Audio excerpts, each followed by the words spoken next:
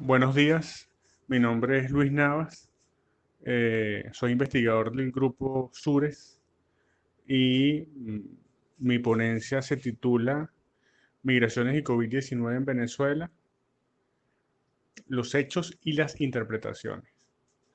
Yo quisiera comenzar con un breve contexto del problema que nos ocupa, ¿no? Eh, Nosotros tenemos en primer lugar que referirnos a la dinámica del rentismo petrolero, que, digamos, que ha sometido a la República desde hace aproximadamente 100 años a una cierta vulnerabilidad por el hecho de estar dependiendo de siempre de la exportación de una materia prima como el petróleo, que si bien es cierto, es una materia prima que se cotiza o se ha cotizado muy bien por lo general en el mercado internacional, también someterse de la economía petrolera también tiene sus riesgos, ¿no? Y esos son riesgos que nosotros corremos, particularmente cuando sabemos que estamos íntimamente relacionados con la economía norteamericana.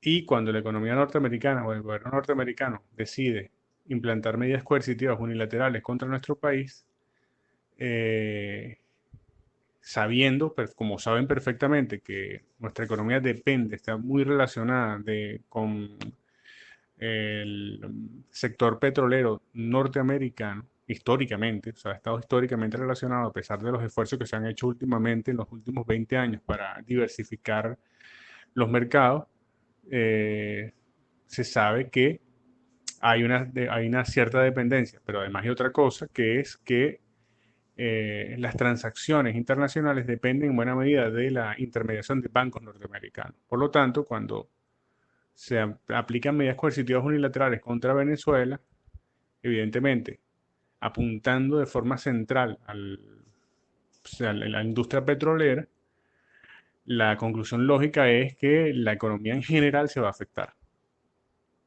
tanto por su dependencia, eh, digamos, como único producto o principal producto de exportación, como con la relación industrial y financiera con los Estados Unidos. Eso por un lado. Y por el otro tenemos, como parte del contexto, digamos, un contexto ya de largo plazo, el problema de la polarización política que genera una serie de factores, de consecuencias, entre las cuales podemos destacar la violencia política.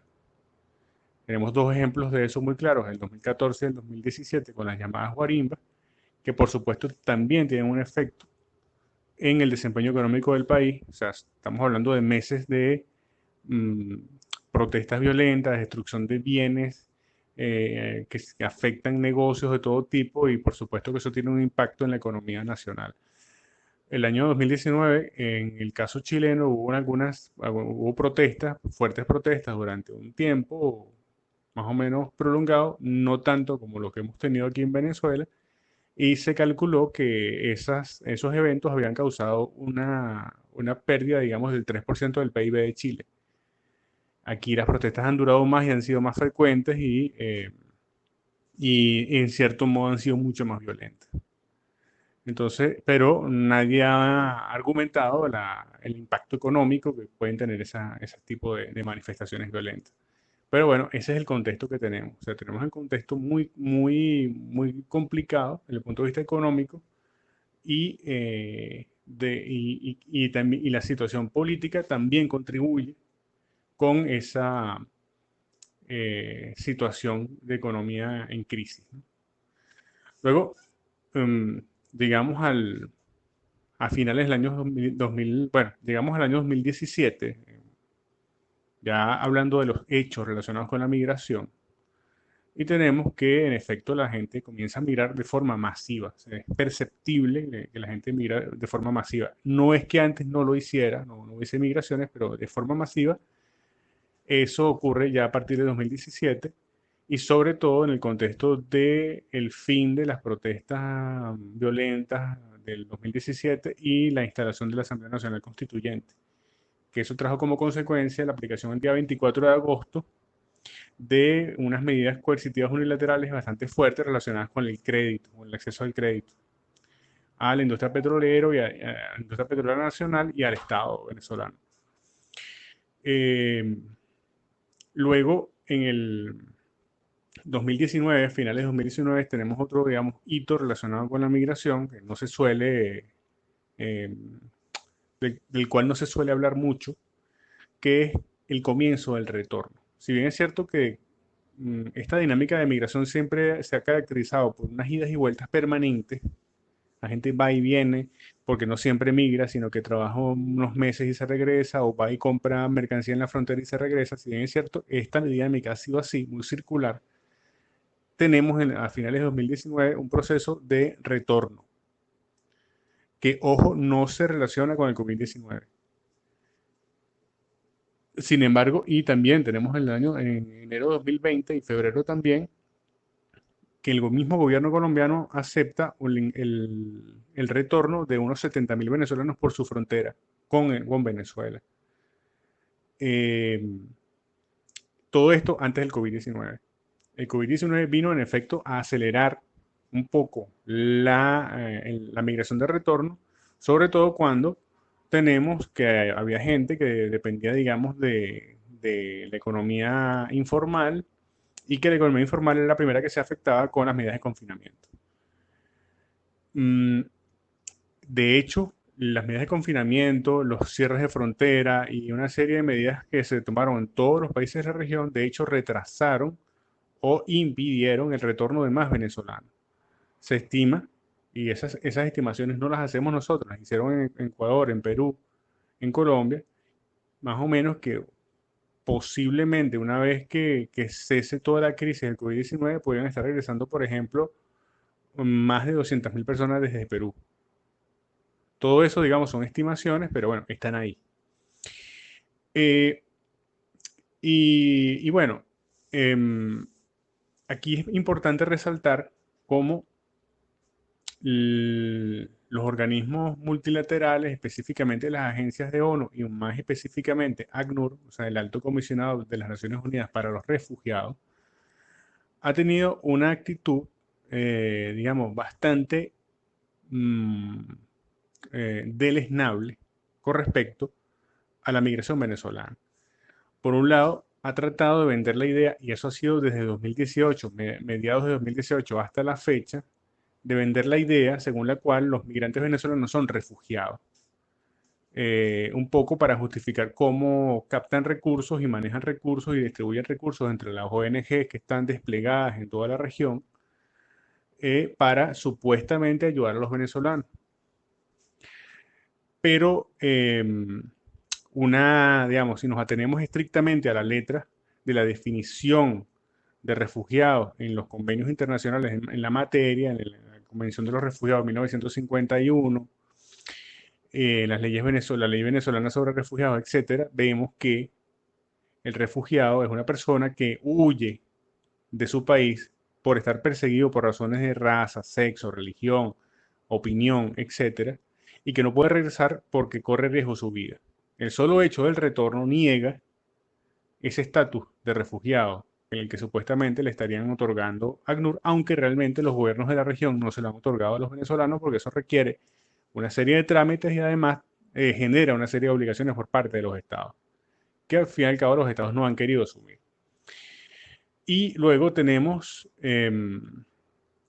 digamos, por último, debemos mencionar, digamos, en relación con los hechos, el hecho, esta teoría que se ha estado postulando en las últimas semanas sobre el reflujo. Es decir, este proceso según el cual los venezolanos que retornaron estarían volviendo a salir de Venezuela porque se encontraron con un país, digamos, en crisis. Ciertamente estamos en un país en crisis.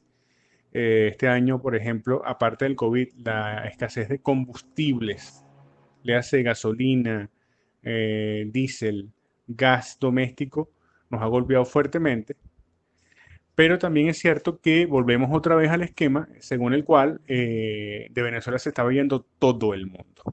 Y todo el mundo era que cada día nos exageraba un poquito más la cifra, entonces nos decían 2 millones, después 3, después 4, después 5, después 6, hasta 7 millones llegué a escuchar yo. Eh, digamos, cada declaración más alarmista. Y ACNUR, por ejemplo, y la OIM, la Organización Internacional de las Migraciones, aceptaban un número de alrededor de 4 millones, que igual a todas luces es exagerado. Si nos atenemos a mm, más o menos algunas estimaciones un poco más serias, e incluso si nos atenemos a la encuesta en COVID de este año, que habla de unos 2.300.000 personas mmm, que han salido de Venezuela desde el año 2014. Nada se dice, por cierto, de las personas que retornan, que han retornado y que han venido retornando digamos, desde hace también bastantes años. Repito, esto es un tema circular, etcétera, ¿no? Em, pero volvemos al mismo tema, es decir, volvemos a decir que están saliendo tantas personas, pero nunca decimos cuántas son las que están retornando, incluso ese mismo día.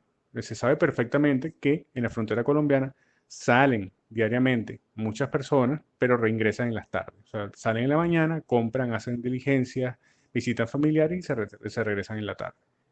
Bueno, van a vacunar niños, por ejemplo, a veces pasa eso también, ciertas vacunas, y se regresan. Esa dinámica es permanente, es histórica, pero a la hora de interpretar qué es lo que está pasando con la migración, simplemente se nos olvida o se les olvida decir cuántas personas retornan. Entonces, por eso se ha exagerado la cifra. Nosotros pudiéramos más o menos decir que sí, que ciertamente hay unos 2 millones, 2 millones y medio de personas fuera del país o que se han ido del país durante los últimos años, pero que en esta dinámica de retorno han retornado no menos del 10% de esa cifra y es posible que sea incluso hasta el 20% de esa cifra. O sea, podemos estar incluso hablando de unos 400, 450.000 personas, 400, 500.000 personas retornadas en los últimos 12 meses, 18 meses. Esos son más o menos los hechos. Y los hechos, digamos, son discutibles, son controvertibles, pero bueno, son los hechos. Ahora vemos, mm, pasamos a lo que nosotros hemos llamado las interpretaciones, o los análisis, o las perspectivas de análisis que podemos sacar de esto. En primer lugar, nosotros podemos hablar de una perspectiva política y diplomática, que es de la que más hablamos, ¿no? Y aquí hablamos por lo general de tres cosas. De las cifras, o sea, la discusión política estriba mucho en las cifras, como ya hemos mencionado. Estriba también en las razones. ¿Cuál es la razón? ¿La persecución política o es, eh, o es la situación económica? ¿Son las medidas coercitivas unilaterales o es la mala gestión del gobierno en materia económica? O sea, esa es un poco la discusión, ¿no? Eh, digamos, la perspectiva según la cual los migrantes salen por razones políticas, porque son refugiados, etcétera, es a todas luces la más exagerada y que la que da lugar a todo este tema del estatus de refugiado, el estatus de azulado, todo este tema que bueno, que evidentemente, mmm, digamos, echa aguas por todas partes, digamos, da error desde todo punto de vista. Bueno, la discusión política es permanente, está en medios, está en el mundo diplomático y, digamos, no es la única forma de entender este tema, pero bueno, es la que más nos ha acompañado durante estos últimos años. Luego tenemos una perspectiva que sería la económica. Entra, por ejemplo, el análisis sobre las remesas y las remesas han sido históricamente exageradas, mm, en parte porque es que se exagera el número de inmigrantes. Es decir, exagera el número de inmigrantes también exagera las remesas. Pero nosotros podríamos especular que las remesas han sido, por ejemplo, en el año 2019 unos 1.000 millones de dólares norteamericanos, pero que en el año 2020 evidentemente esa cifra se redujo porque los migrantes que regresaron y los que se quedaron fuera se vieron afectados económicamente. Em, pero en todo caso,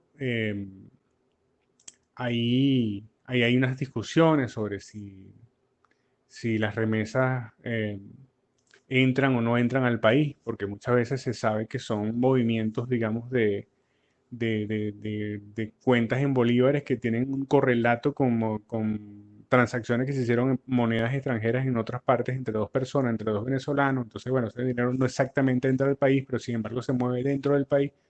Es toda una discusión acerca de qué es lo que realmente de esa plata entra al país. Eso es todo un tema que, digamos, que tendría que ser mejor analizado. Mm, y la otra cosa que no se ha analizado para nada es que igual tenemos eh, remesas de Venezuela hacia afuera, por la vía de las criptomonedas, por otras vías, pero se sabe que algunas veces muchos de los migrantes están en peor situación económica que las personas los familiares que se quedaron en Venezuela, y estos familiares que se quedan en Venezuela ayudan a quienes están afuera. Esa cifra tampoco la tenemos, o sea, no hemos podido estimar con claridad qué tanto hay de esto, pues. Luego tenemos una perspectiva de análisis sanitaria, ¿no? Que es la que nos ha llevado buena parte del año, que es ver en qué medida el retorno afecta el incremento del COVID-19. Sabemos que en un primer momento prácticamente no había COVID-19 y conforme empezó a aumentar o sea, la epidemia, digamos, dentro de cada país, se incrementó asimismo el número de personas infectadas que ingresaban a Venezuela y después se incrementó el número de casos en Venezuela. Primero teníamos unas proporciones del más del 80% de infectados venidos de fuera y ahora tenemos quizás, digamos, la relación inversa, donde tenemos 80 o un 90% de infección comunitaria. Pero lo que no se nos puede olvidar es que en su origen, bueno, evidentemente a todo el mundo menos a China le llegó desde fuera, pero el contagio fue, por las medidas que se tomaron en Venezuela, fue muy restringido en un primer momento por las medidas de confinamiento y las medidas de distanciamiento físico, etcétera, pero el retorno permanente de personas infectadas hizo imposible controlar la pandemia como se esperaba. Sin embargo, las cifras venezolanas siguen siendo bastante buenas en comparación con los otros países de la región. Pero no solamente podemos hablar de COVID, también tenemos que hablar de los riesgos que existen, por ejemplo, para el ingreso de casos de sarampión o casos de tuberculosis o casos digamos, otras enfermedades. No se nos puede olvidar que las fronteras, el movimiento fronterizo conlleva el traslado de enfermedades, y no solamente del COVID. O sea, esto no es un invento, digamos, del 2020, pues. Es una cosa que ha existido siempre y hay que tener claridad acerca de eso. Por ejemplo, es muy frecuente en los años anteriores escuchar noticias sobre venezolanos muertos en Perú por afecciones respiratorias, que no era COVID, pero eran afecciones respiratorias a las que los venezolanos evidentemente no estaban habituados. Eso hay que tenerlo muy en cuenta. Luego, tenemos, digamos, una perspectiva de análisis social. Nosotros sabemos, por ejemplo, que hay una dinámica bien compleja en relación con las familias, cómo las familias se dividen por efecto de la emigración, cómo niños venezolanos nacen fuera sin ninguna nacionalidad, cómo niños venezolanos, niños y niñas venezolanos quedan en el país mientras sus padres emigran, se quedan con sus abuelos o con otros familiares.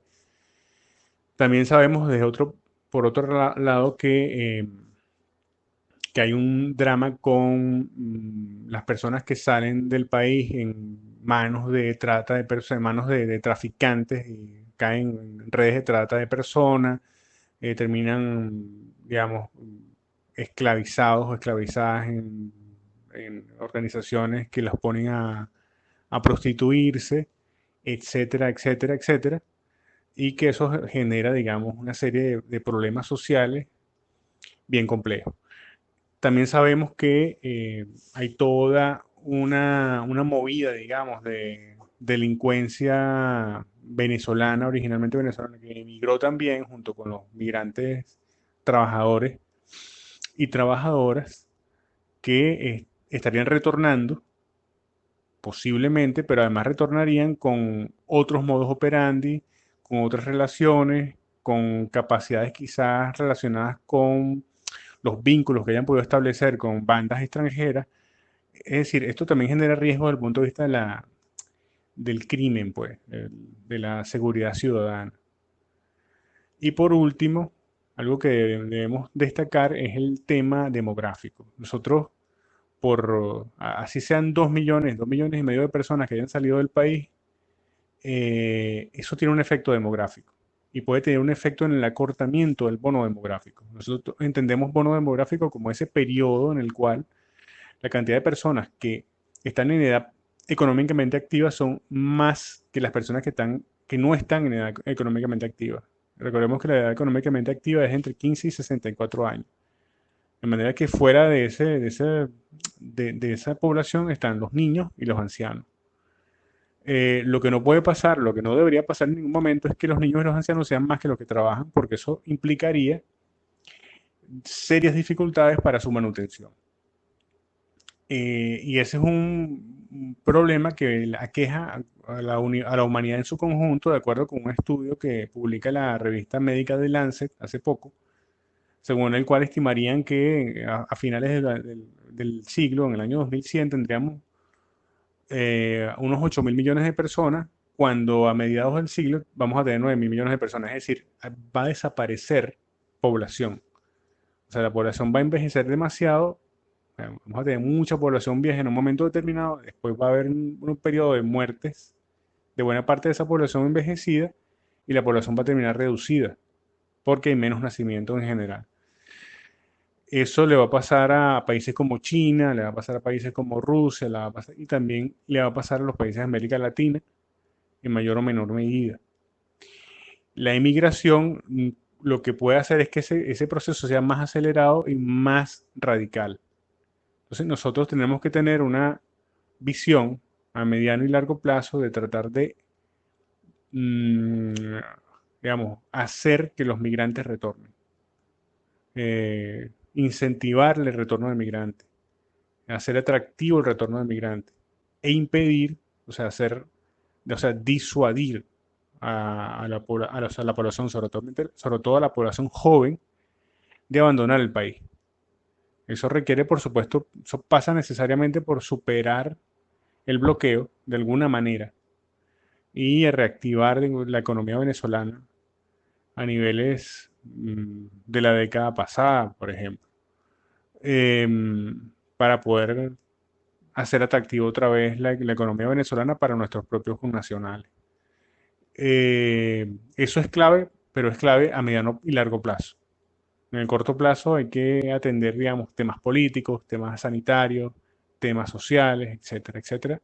Pero los temas demográficos, digamos, no pueden perderse de vista. Yo quisiera terminar esta intervención eh, diciendo simplemente que este tema no está cerrado, este tema está, digamos, en constante discusión, en constante revisión y consideramos que es importante mantener digamos, una observación permanente sobre estos asuntos para tomar decisiones, para no dejarse manipular, para tener un criterio, digamos, propio con respecto a estos temas y, eh, y bueno, y combatir la desinformación que hay con respecto a muchas de estas cosas. Muchas gracias.